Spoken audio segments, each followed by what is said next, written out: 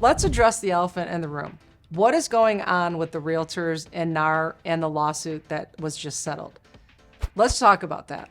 So basically, there's a lot of false information out there that realtors are going away. That is in fact not true. So what happened is that some sellers brought on litigation. It was a class action lawsuit. The sellers are saying they overpaid. They didn't understand that they were paying the buyer's broker fee. Well, that's been kind of something that's been negotiable for years. There's no set fees and everything is negotiable on that. But for some reason, sellers were saying they weren't being explained that properly. The lawyers got involved, hence this massive class action lawsuit, where in the end, the buyers maybe will get $100 back, or the sellers will get $100 back from this lawsuit. But the attorneys who filed the lawsuit will get, I think someone said, about $100 million. So who wins? The attorneys win.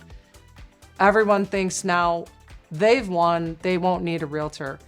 It's just not true. Here's why. We're going to get into it a little bit. So I often get asked what kind of improvements will help on your return on investment. That's called ROI. So customizing a home too much to your own desire may not be beneficial. Here's an example. So recently a client of mine went and saw a home and they kept focusing the listing on this sauna that the sellers installed. Well, my buyers could care less about a sauna. They'd never use it. But it might have cost the sellers $15,000 to install it, and they want their money back. Well, you're not going to get much of a return on investment for something that most people don't use, or it's considered a luxury item. So here's some items that will, help you on your return on investment. Minor bathroom remodel, or any bathroom remodel, any landscaping that you do. Kitchen remodels are amazing. They add a ton of value to a home. Any bedroom conversions that you can do, like if you have an unfinished attic that you can finish and make it into a bedroom or 2 bedrooms, will help. Or again, major bathroom remodels, major kitchen remodels, and oddly enough, entry door replacements. Like when you walk up to a home and the storm door looks terrible and the front door looks terrible, the entry of the home door and the main door, like to the back area, are very important. That's what you see every day. So those do add a lot of value. Any type of decks, patios, or porch additions also add value to your home.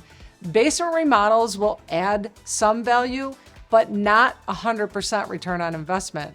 So if you're doing a basement because it's below grade, you will get some value to it. And many people do finish the basement, even though you might not get dollar for dollar, but the additional space, and if you're looking at 2 homes side by side, say they're ranch homes with no second floor and one has a finished basement and one doesn't, your home will most likely sell over the one without the finished basement.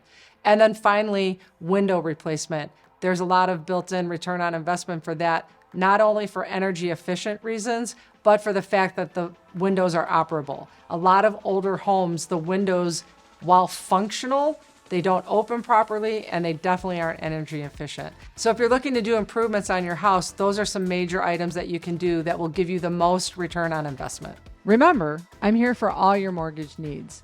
While I do renovation lending, I also do move-in ready. So if you're unsure whether you want to get a fixer-upper or a move-in ready, I can handle both.